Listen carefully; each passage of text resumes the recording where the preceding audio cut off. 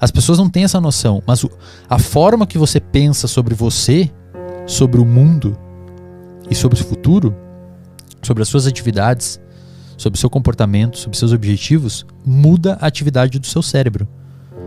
Se você tiver pensamentos de buscar um objetivo, de alcançar uma meta e de você se colocar no lugar certo, tipo, eu tenho que ir por aqui, é por aqui que eu tô indo, a dopamina vai aumentar.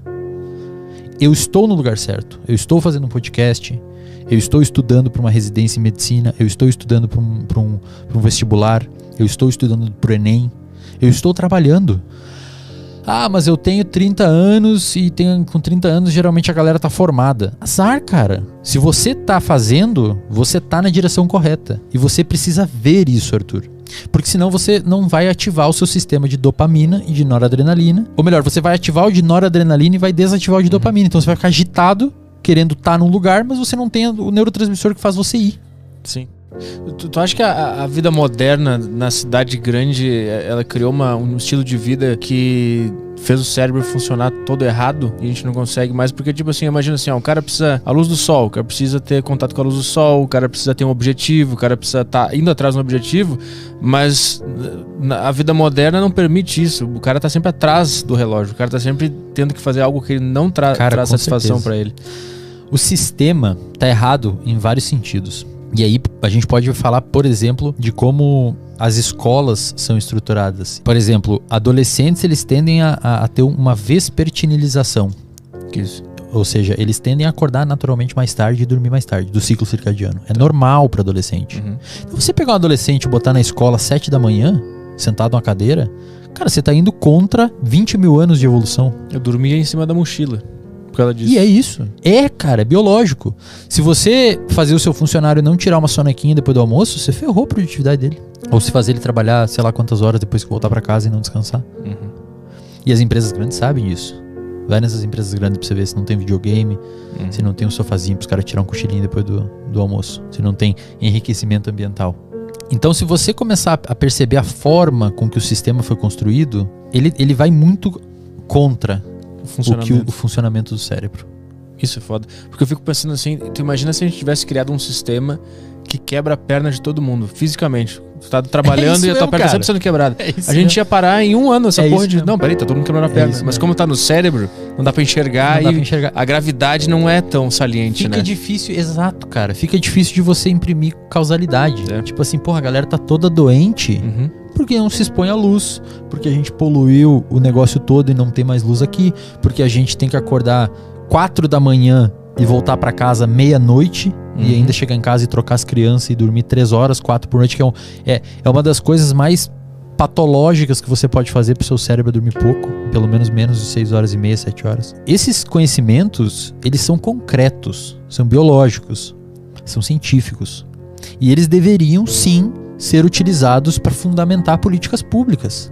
Tipo, vamos fazer uma parada que favoreça a atividade encefálica cerebral da pessoa para que ela tenha uma melhor performance e uma melhor saúde mental. Tu atende quantas pessoas mais ou menos? Eu atendo mais ou menos de 6 a 8 pacientes por dia. E tu faz online, né? Faço tudo online. Tu nota a diferença do cara, por exemplo, que mora em São Paulo pra um cara que mora numa cidade menor? Boa pergunta. Tu vê uma diferença em comportamento? Porque eu sei que São Paulo é a cidade com o maior número de transtornos mentais do Brasil, ou do mundo, não sei, alguma das maiores. E eu entendi depois que eu comecei a morar aqui. Por que isso acontece?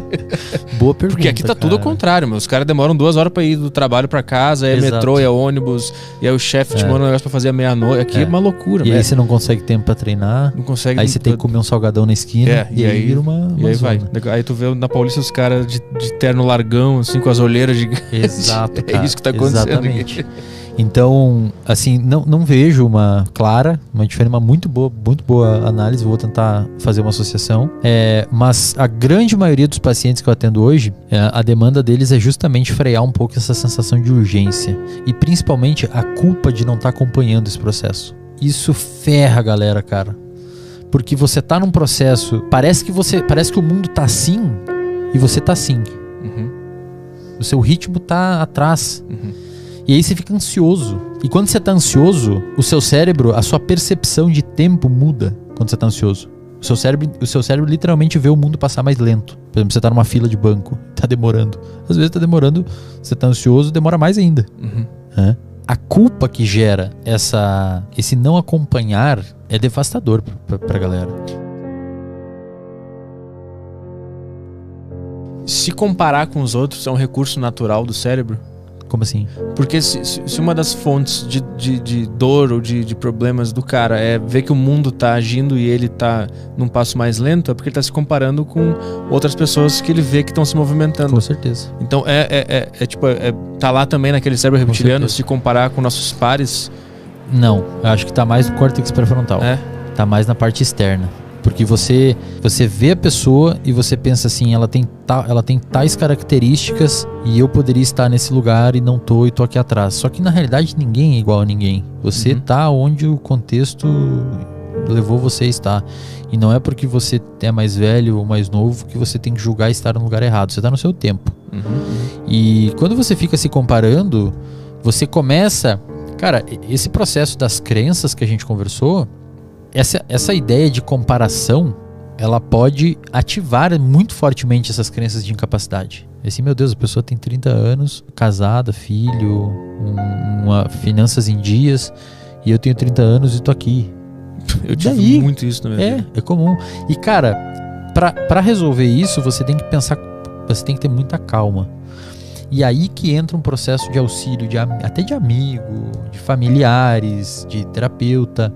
Porque muitas vezes você não consegue ver isso de fora, porque você cria um mindset, uma forma de pensar, que é como se você criasse um filtro e só deixasse entrar informações que confirmam aquilo que você pensa de você. Assim, eu sou incompetente. Pô, mas eu tenho... Então imagine que você tem uma crença de incompetência. Não precisa imaginar. Aí eu falo assim, mas cara, você tem um podcast de 160 mil inscritos. Aí você fala assim, mano, tem cara que tem de 1 milhão. Ou seja, você transformou uma informação boa em uma ruim que confirma o que eu já achava antes. Exatamente. E aí você precisa começar a mudar essa forma de estruturar seus pensamentos para que você consiga mudar a forma que esses pensamentos alteram sua emoção e alteram o seu comportamento. E muitas vezes você não consegue fazer isso sozinho. E aí tem que... ou um terapia, amigo, ou se você tem uma capacidade maior de solicitar essas áreas frontais. Tem pessoas que têm uma capacidade imensa de raciocinar, de racionalizar, de falar, calma, relaxa, tá tudo bem. Mas tem pessoas que não conseguem. Em qual momento o medicamento antidepressivo ele é absolutamente necessário? Porque eu acho que até um determinado ponto uma terapia, um pensamento positivo, toda aquela história resolve, né? Mas tem um momento que eu acho que é patológico. O que acontece? O medicamento, ele é uma ferramenta. O medicamento é uma ferramenta. Então, por exemplo, se você tem um paciente com depressão, uma das características principais da depressão é levar o paciente a uma inatividade. Então o que acontece? O paciente ele não consegue ter um comportamento direcionado à busca de recompensa. Então ele tem humor deprimido e o que a gente chama de anedonia, que é o quê? A sua perda da capacidade de sentir prazer. Então situações de jogar futebol com os amigos, que antes eram prazerosas, não são mais.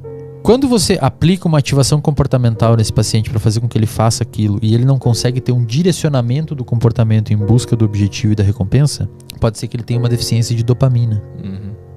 Aí você entra com antidepressivo que aumenta a dopamina para conseguir dar esse combustível para ele conseguir fazer o comportamento. Você tem que analisar muito bem o que está acontecendo com o cara, né? Porque normalmente... E você tem que falar muito de perto com o psiquiatra dele. Isso. Que aí tem muito terapeuta que tem rixa e psiquiatra rixa com terapeuta. Os dois estão no mesmo lugar. Estão tratando uma pessoa e precisam conversar. Isso é uma coisa curiosa, porque eu fui numa psiquiatra esses dias, algumas semanas, e eu simplesmente falei, tá acontecendo isso, ela já me deu um remédio, assim, pum. Nem teve nada no conversa com uma outra terapeuta, ou vamos ver o que tá acontecendo. Toma esse remédio aqui, eu tomei, eu me senti horrível, parei de tomar. Horroroso. Cara, os medicamentos psiquiátricos, infelizmente, eles têm muitos efeitos colaterais e eles demoram pra funcionar. Se você tomar um antidepressivo hoje, e se você tomar certo, ele vai começar a funcionar daqui umas 3 semanas. É complicado, cara. Por quê? Porque os antidepressivos envolvem a liberação de dopamina, noradrenalina e serotonina, principalmente. E como eu falei antes, eles são moduladores, neuromoduladores. Então eles vão pegar a circuitaria do seu cérebro e vão mudar ela. Imagina um fone de ouvido embaralhado. Eles vão desembaralhar o fone de ouvido. Só que isso demora de 2 a 3 semanas. E não funciona às vezes em 30% dos pacientes.